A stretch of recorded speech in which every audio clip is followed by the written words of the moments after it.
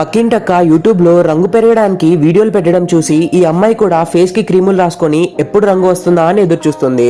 అదే ఇంట్లో ఆ అమ్మాయి చెల్లెలు రాత్రి బెడ్ పై పడుకొని లవర్తో చాటింగ్ చేస్తుంది.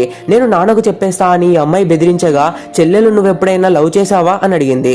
నాకు కాలేజీలో చాలా మంది ప్రపోజ్ చేశారు, కానీ నేనే రిజెక్ట్ చేశా అని అక్క చెప్పగా, చెల్లెలు అబద్ధం చెప్పకక్క అని టీజ్ చేస్తుంది. మరుసటి రోజు ఆ అమ్మాయి తన ఫ్రెండ్ ఇంటికి వెళ్ళింది. ఫ్రెండ్ నాకు పెళ్లి ఫిక్స్ అయింది అని చెప్పింది. ఎలా అని అడిగితే, నేను ఇన్స్టాగ్రామ్ లో ఒకరిని చూసి లవ్ చేశా, ఎవరికి చెప్పలేదు అని అంది. అది వినగానే ఈ అమ్మాయికి ఒక ఐడియా వచ్చింది. వెంటనే అన్ని సోషల్ మీడియా ప్లాట్ఫామ్స్ లో ట్రై చేయడం మొదలుపెట్టింది. ఈలోగా ఆమెకు పెళ్లి చూపుల కోసం ఒక అబ్బాయి వచ్చాడు.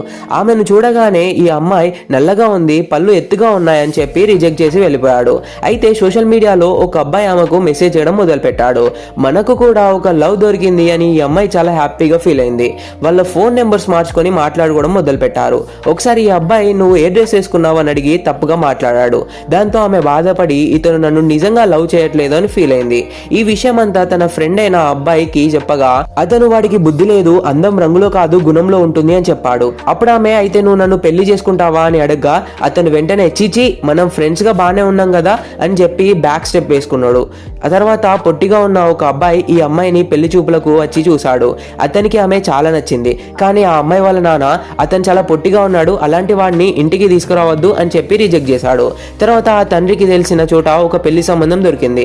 కానీ డబ్బులు ఇవ్వాల్సి వచ్చింది. నాన్న కష్టపడకూడదని ఆ సంబంధాన్ని ఆమె వద్దని చెప్పింది. అప్పుడు తండ్రి, నీకు ఎలా పెళ్ళవుతుంది, నువ్వు ఎప్పుడైనా అద్దంలో ముఖం చూసుకున్నావా అని తప్పుగా మాట్లాడాడు. దాంతో ఆమె మనసు విరిగి ఏడవడం మొదలుపెట్టింది.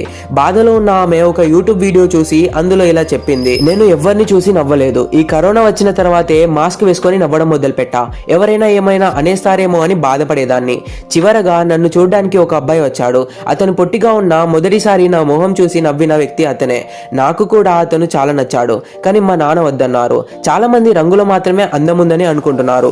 కానీ మనస్ఫూర్తిగా ఇతరులను చూసి నవ్వి ఒక చిరునవ్వు వస్తే అదే నిజమైన అందం అని చెప్పి వీడియో ముగిస్తుంది. ఈ వీడియో చూసిన ఆమె తండ్రి ఎంతో ఫీల్ అయి కూతురి దగ్గరికి వచ్చి నన్ను క్షమించమ్మా అని అడిగాడు. ఆ అమ్మాయి అతనికి బ్లాక్ కాఫీ ఇచ్చింది. ఇకపై నేను అది తాగను అని తండ్రి చెప్పగా, ఆమె ఆ కాఫీ తీసుకొని తాగి, నానా బ్లాక్ కాఫీ బాగుంది కదా అని నవ్వుతూ చెప్పింది.